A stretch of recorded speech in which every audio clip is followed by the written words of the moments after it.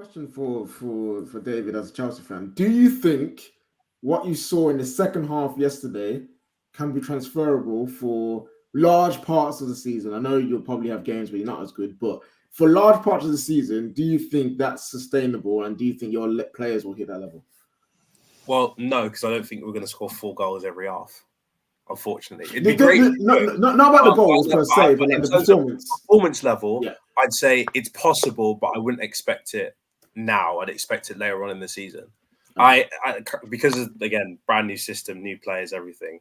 I expect the first 10, 15 games will be very up and down. So this 6-2, while it was great, it doesn't shock me because we could very well next week lose 2-1. Like it could just happen because, again, these players are still learning a brand new system and everything. But towards the end of the season, once these players actually have a more competent understanding and they've been game tested and they understand, the ins and outs of the system a bit more, then by all means, I don't see why not. But I've genuinely been impressed with Maresca's style of football, and whether it was, in pre-season or now, one thing that is very clear is that there is an identity to what we're trying to do, and the principles of the system stay the same.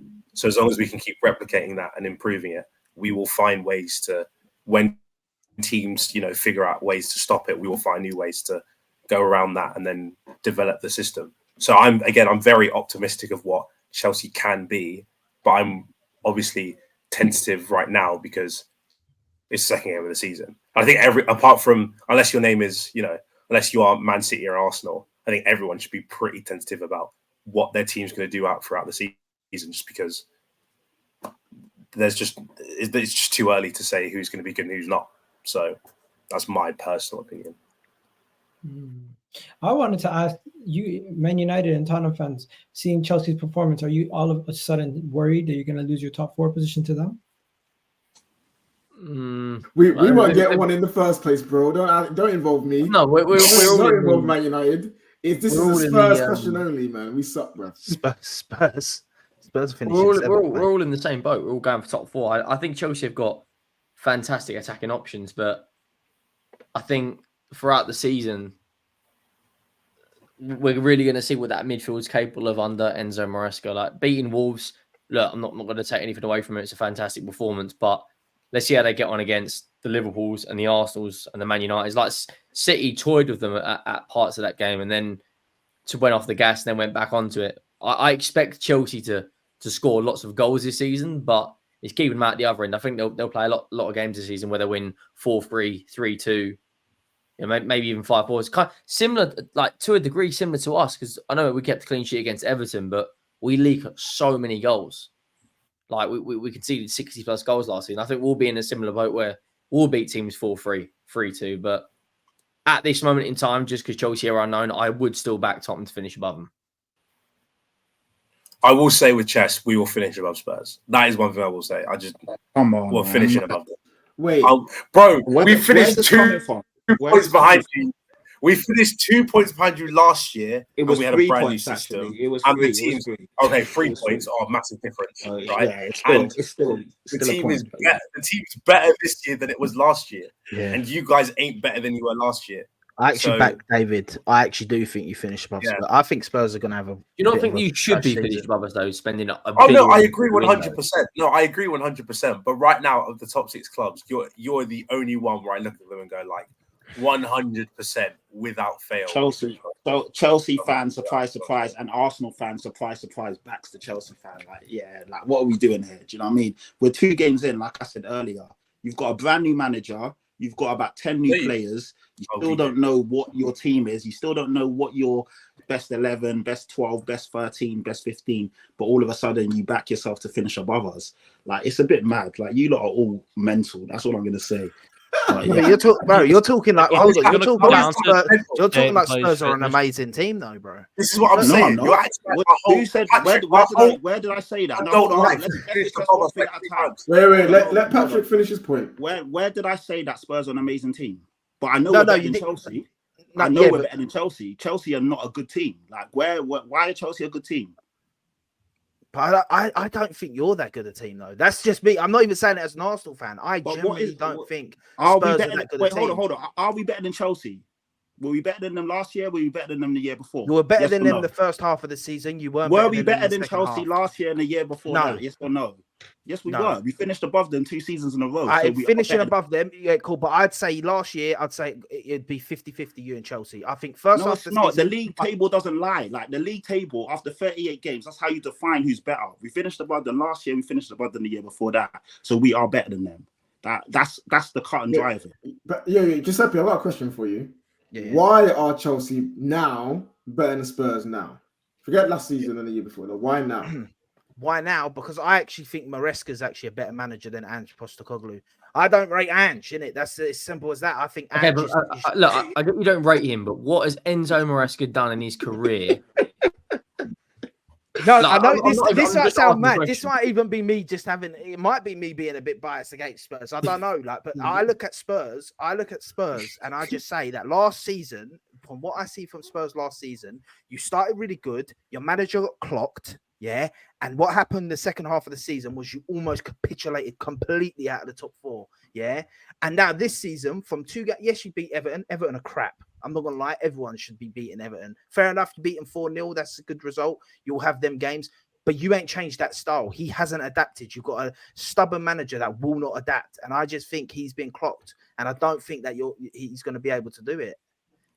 I think a lot of it's going to come down to certain fitness, though. Like, No, but he does have a point. I'd agree. I'd agree if Van der Ven missed large parts of the season again. But I also think it comes down to Solanke's fitness, because I think a problem they had last season was I don't rate Richarlison. Richarlison's not good. They didn't have a focal point to play off of. So the way Postecoglou's system seemed to work was it funnels all the chances to the 9, and then the 9 was Richarlison, who missed most of them. Now they've got Solanke in, who is he Harry Kane levels? No, but he's much better than Richarlison. If he can perform to a similar level with what he did at Bournemouth, he will score more goals. Tottenham will win more games. I think Tottenham. I like Tottenham's squad. I think they've got a good squad. I think they've got quality in certain areas. I think the defense is much stronger than Chelsea's. Yeah, Their attack is weaker because Chelsea just have an abundance of options, whereas I think Tottenham have 2 clear, real good options. And outside of that, it's a bit sort of Johnson, Werner, Richarlison. It falls off quite heavily. And in terms of the midfield, I think Tottenham's midfield is actually very good. I do think they could have done with potentially adding another more senior guy. Maybe they will do towards the end of the window. But I really like that Sarr kid. I think that Maddison obviously has real quality. Basuma, when he wants to, can be a very good midfielder. And I like Bergvall and Gray from the limited amount I've seen of them. They look young. They look hungry. They've got quality on the ball. There is clear lack of an option there outside of the initial 3 or 4, I feel. But if they add there, I can see the appeal behind the squad. And they play... Do we know how Tottenham are going to play? Yes. Everyone knows how Tottenham are going to play. But they are a hard team to stop when they get going. They really are, because of how good their key players are. I just think there's a lot more unknown with Chelsea and a lot more of a consistency problem, I feel, in terms of so many young players at Chelsea. A lack of real experience in that squad. Is that going to come and impact them in certain areas, in certain times of the year? Whereas Tottenham, I think Romero's got experience. I think Heung-min Son's got experience. You know, that those players, those big players, can be sort of lent on and believed upon and can drive that team forward. I do think that we aren't far off a cut-off point if Tottenham don't invest. But right now, I still have Tottenham ahead of Chelsea. I think Postecoglou's a better manager. He's got more of a resume. I just don't think it's an outrageous thing for me to say that we finished above Spurs. And I don't think it's an outrageous thing to say that Ange Postecoglou has to fix up, because at the back end of last season, he was showing that he was very persistent with something that wasn't working. The set pieces, you guys were continuously getting found out with set pieces. Now, if Chelsea get found out and Maresca has a flaw, we'll mention that also. But at this moment in time, until Ange fixes that situation you guys had with set pieces and shows that he can change and not persist with something that's not working, I think Giuseppe might have a point. I think this Sunday is could be the turning point, because St James's Park, we've conceded 10 goals in our last 2 games there. Newcastle at this moment in time do not look like they're firing all cylinders. I think we can all agree on that. Plus, Newcastle have got a cup game against Forest Wednesday night. And I think they will go of a stronger team because they're not in Europe, kind of gives us a extra rest. But if we put a convincing performance out and beat Newcastle away, I think that will change a lot of people's opinions because that is a ground we've been absolutely battered recently. Like, the only thing that I think Chelsea's attack will get them out of a lot more games than Tottenham's defence will save them in games. I think the midfield, Chelsea fans will say their midfield, we're going to back our midfield, but our attack is definitely not as strong as Chelsea's. But defensively, I think personnel, our defence is stronger. Goalkeeper, I personally would take Vicario, but our next 3 games are a North London derby, Newcastle, and then we've got Brentford, which I expect Tottenham to beat. Then it's Man United and Brighton. This period last season is when Tottenham blew teams away, and we won 9 out of our first 10 and drew against Brentford at the beginning. It was 2-2. Yeah, Brentford 2-2. Yeah. And when the penalty should have never been a penalty anyway. But Yeah. the next 5 or 6 games for us will determine, I think, what most people's opinion on Spurs. Because if we go and batter Newcastle, which we could, because we did it with Villa, no one gave us a chance, and then we beat Villa 4-0. If we go and beat Newcastle convincingly, I think that a lot of people's opinions will change. And a lot of the criticism Angie's getting on the back of last season, you can't really argue. We were vulnerable. Yeah, it's justified. It's justified. But when I hear people saying, "Oh, Chelsea are better now," I'm like, "From what? 2 games?" Like, that's why I'm. I just think Chelsea have invested more. Patrick, I look at my team, and I just look at my team and just back us over you. yeah, I'm sorry, I just do. Yeah, that's, but at least he's admitting it though. At least he's admitting it's not. But KJ, there's no basis behind the argument. Oh, I look at my team and back them. Over what though? Like, you're just saying. No, but one second, Like, do you know there's what I mean? cases for both sides. The case for Chelsea is they have more squad depth. They have a better attack. They don't have a good defense. Your case is you have more continuity, more notoriety with a year under a manager, and also you have a much better defense, in my opinion. But you have a glaring weakness, which is if you get an injury on any level of your attack, your defense, your midfield, the second unit is quite poor. Where Chelsea, we don't know how they're going to play tomorrow. That's their issue. Yeah, I'll just wrap this section up with this. That it's a 50-50 right now. It's a toss up, and I think Henry